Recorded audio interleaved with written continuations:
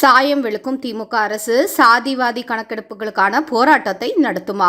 திமுக ஆட்சியில் இல்லாத காலத்தில் எதையெல்லாம் வைத்து உருட்டினார்களோ இப்போது அந்த விஷயங்களுக்கு அவர்களே தலைவலியாக விடிந்து கொண்டிருக்கிறது. சும்மாவா என்ன?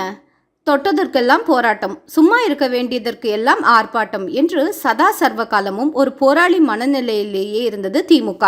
எப்போதும் எங்காவது போராட்டம் வெடித்துக்கொண்டே இருக்க வேண்டும் என்ற மனநிலைக்கு மக்களை தள்ளியது. இப்போது அந்த விஷயங்களே அவர்களுக்கு பெரிய தலைவலியாக விடிந்திருக்கு. அவற்றில் மிக முக்கியமான ஒன்றுதான் ஜாதிவாரி கணக்கெடுப்பு. மத்திய அரசு ஜாதிவாரி கணக்கெடுப்பு எடுக்க மறுக்கிறது என்று திமுக பல காலமாக உருட்டி கொண்டிருக்க, ஆனால் பீகாரின் நிதிஷ்குமார் அவர்கள் ஜாதிவாரி கணக்கெடுப்பை நடத்தி முடித்துவிட்டார். ஆக இது ஒரு மாநில அரசே செய்து முடிக்கக்கூடிய கணக்கெடுப்பு என்பது வெட்ட வெளிச்சமாக நிரூபணமாகிவிட்டது.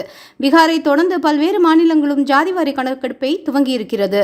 ஆனால் ஜாதிவாரி கணக்கெடுப்பு வேண்டும் என்று வானத்துக்கும் பூமிக்கும் குதித்த திமுகவோ கமுக்கமாக கூப்பில் அமர்ந்திருக்கிறது. இதற்கு காரணம் என்னவென்றால், இவர்களுக்கு மக்கள் மீது எந்த ஒரு பாசமும் கிடையாது. ஜாதிவாரி கணக்கெடுப்பு நடத்திவிட்டால் இவர்கள் இத்தனை நாள் ஜாதியின் பெயரால் கட்டி காத்து கொண்டு வந்த போலி சமூக நீதியின் குட்டு வெளிப்பட்டுவிடும் என்பதுதான் காரணம்.